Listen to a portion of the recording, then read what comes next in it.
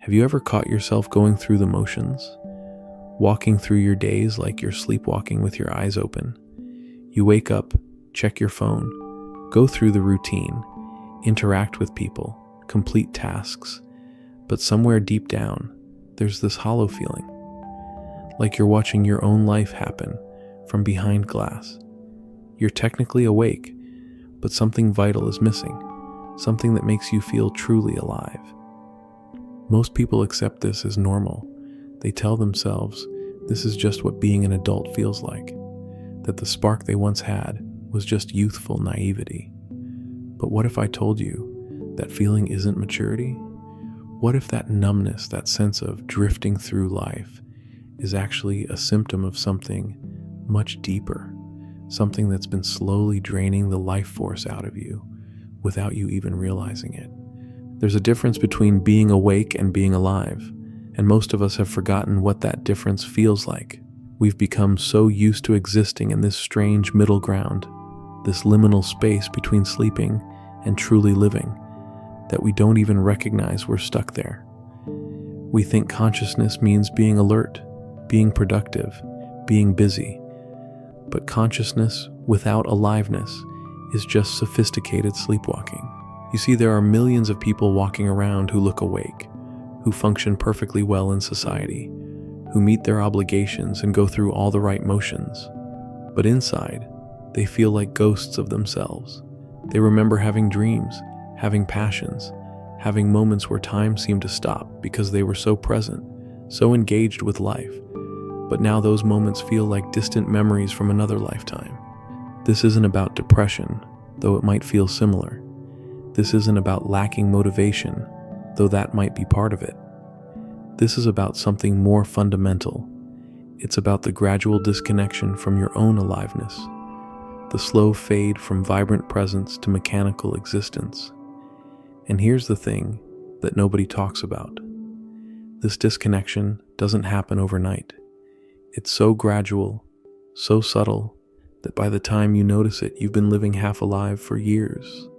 Think about a child watching a butterfly land on a flower. Their eyes light up. They become completely absorbed in that moment. Time doesn't exist. There's no past, no future, just pure fascination with what's happening right now. That's aliveness. That's what we've lost. Not the childishness, but the capacity to be fully present with life as it unfolds. But somewhere along the way, we learned to live in our heads instead of in our bodies. We learned to think about life instead of feeling it. We became observers of our own experience rather than participants in it. We started analyzing every moment instead of simply receiving it. And slowly, imperceptibly, we began to feel like strangers in our own lives. The modern world doesn't help. Everything around us is designed to keep us in this half-awake state. We're constantly stimulated, but rarely satisfied. Always consuming, but never truly nourished. We fill every moment with noise, with distraction, with busyness, because somewhere deep down we're afraid of what we might find in the silence. We're afraid of discovering just how disconnected we've become. But here's what's fascinating about this condition. It's not permanent. It's not a character flaw or a life sentence. It's simply the result of forgetting how to access something that's always been there. Like a muscle that's atrophied from lack of use, your capacity for aliveness is still there. It's just buried under layers of habits, patterns, and ways of being that have slowly accumulated over time. Most people spend their entire lives trying to solve this feeling from the outside. They change jobs, change relationships, change locations, thinking that if they just rearrange the external circumstances of their life, they'll suddenly feel alive again. But aliveness isn't something you find out there. It's not a destination you arrive at or a goal you achieve. It's a way of being that emerges from within. The problem is, we've been conditioned to believe that feeling fully alive is somehow dangerous, impractical, or unrealistic. We've been taught that growing up means dimming our inner light, that being responsible means sacrificing our vitality, that being mature means accepting a life of quiet resignation. But what if that's all backwards? What if true maturity is learning to stay alive while navigating the complexities of adult life? There's something profound that happens when you begin to recognize the difference between existing and living. It's like waking up from a dream you didn't even know you were having. Suddenly, colors seem more vivid. Conversations feel more real. Simple moments carry more weight. You start to notice things you've been walking past for years. The quality of light at different times of day, the rhythm of your own breathing, the way your body responds to different environments. This isn't about becoming more emotional or more dramatic. It's about becoming more present, more connected to the actual experience of being alive, rather than just thinking about being alive. It's about moving from your head back into your whole being, from analysis to direct experience, from commentary to participation. But here's where it gets interesting. The path back to aliveness isn't what most people expect. It's not about adding more to your life. It's not about filling your schedule with exciting activities or forcing yourself to feel things you don't naturally feel. In fact, it's often the opposite. It's about removing the barriers that have built up between you and your own natural vitality. These barriers are invisible but incredibly powerful. They're made up of assumptions about how life should feel, expectations about what happiness looks like, and beliefs about what's possible for someone like you.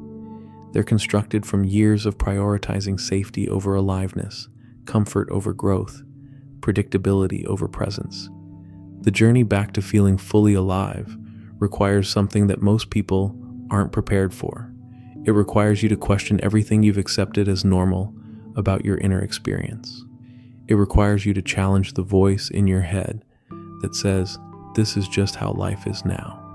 It requires you to consider the possibility that you've been settling for a diluted version of existence without even realizing it.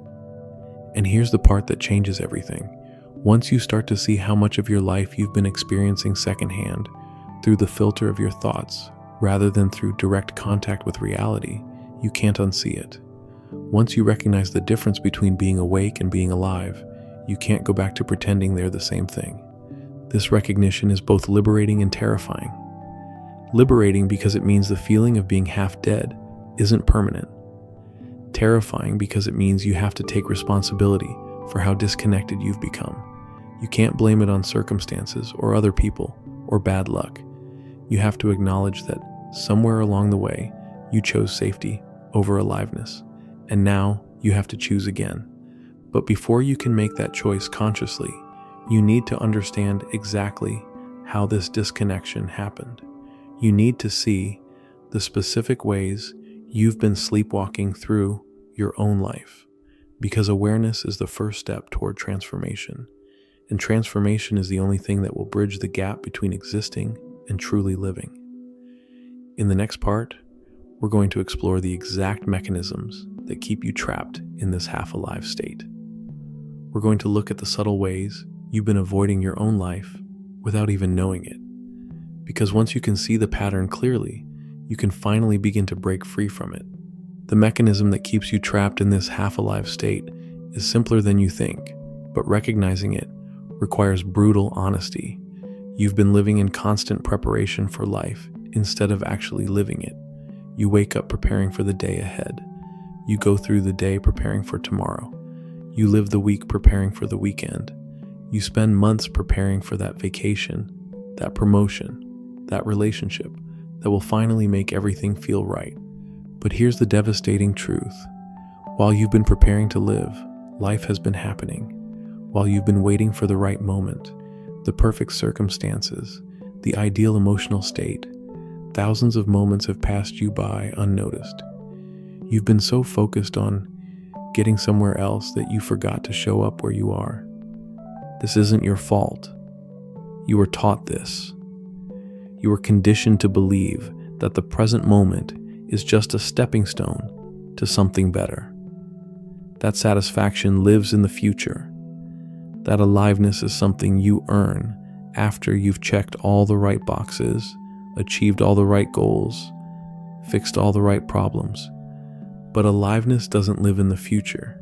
It doesn't exist in your plans or your dreams or your carefully constructed vision of how things should be.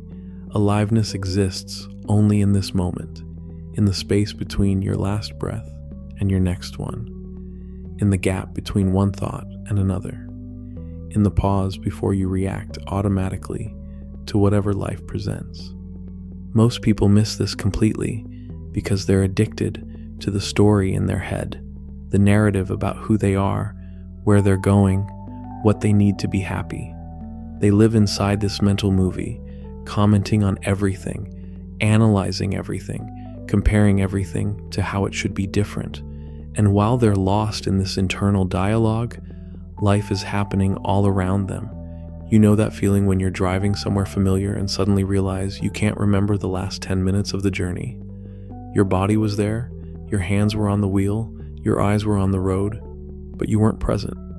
You were somewhere else entirely, lost in thought. That's how most people live their entire lives, physically present, but mentally elsewhere.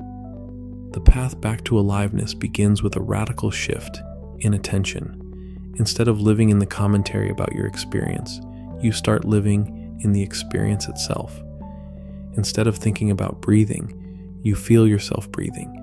Instead of analyzing how you feel, you simply allow yourself to feel. Instead of planning the next moment, you receive this one. This sounds simple, but it's revolutionary, because when you stop living in the story about your life and start living in your actual life, everything changes. Colors become more vivid, not because they've changed, but because you're finally seeing them. Conversations become more meaningful, not because people are saying different things, but because you're finally listening. Your body feels more alive, not because it's different, but because you're finally inhabiting it. But here's where most people get stuck. They try to force this shift. They try to think their way into presence, which is like trying to use fire to put out fire. The very effort to be more alive keeps you trapped in your head, analyzing whether you're doing it right, measuring your progress, comparing this moment to some ideal of what aliveness should feel like. True aliveness emerges when you stop trying to create it and start removing what's blocking it. It's already there, underneath all the mental noise, all the emotional armor, all the habitual ways you've learned to disconnect from direct experience. You don't need to add anything. You need to subtract everything that's not essential. Start with your breath. Not because breathing exercises will make you more alive, but because your breath is always happening now. It's the most intimate connection you have to this moment. When you feel disconnected from life, return to your breath. Not to control it, not to make it deeper or slower or better, but simply to notice that it's happening without your management. Then notice your body. Really notice it. The weight of your clothes against your skin, the temperature of the air, the subtle sensations that are always there, but usually ignored. Your body is your anchor to the present moment. It can't exist anywhere else.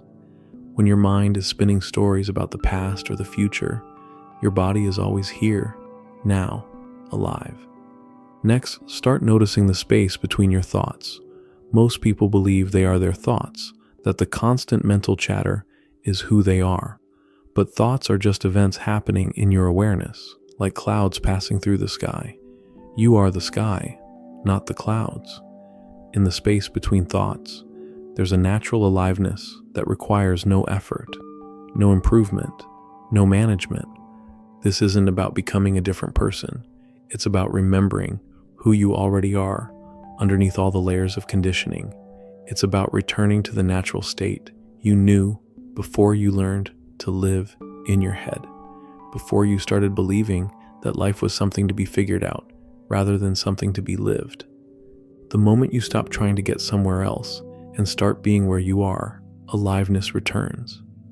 Not as the achievement or a goal reached, but as a recognition of what was always present. You realize you weren't broken. You weren't missing anything. You were just looking in the wrong direction. Life is not a problem to be solved. It's not a puzzle to be figured out. It's not a test to be passed. It's a gift to be received, moment by moment, breath by breath. and the only requirement for receiving it fully is to stop preparing for it and start living it. Right now, as you read these words, life is happening. Your heart is beating, your breath is flowing, your awareness is present. This isn't practice for living. This is living. Stop waiting for permission to feel fully alive. You already have everything you need. You always have. The question isn't whether you can become alive. The question is whether you're willing to stop pretending you're not already alive right now. The answer to that question will determine everything that follows.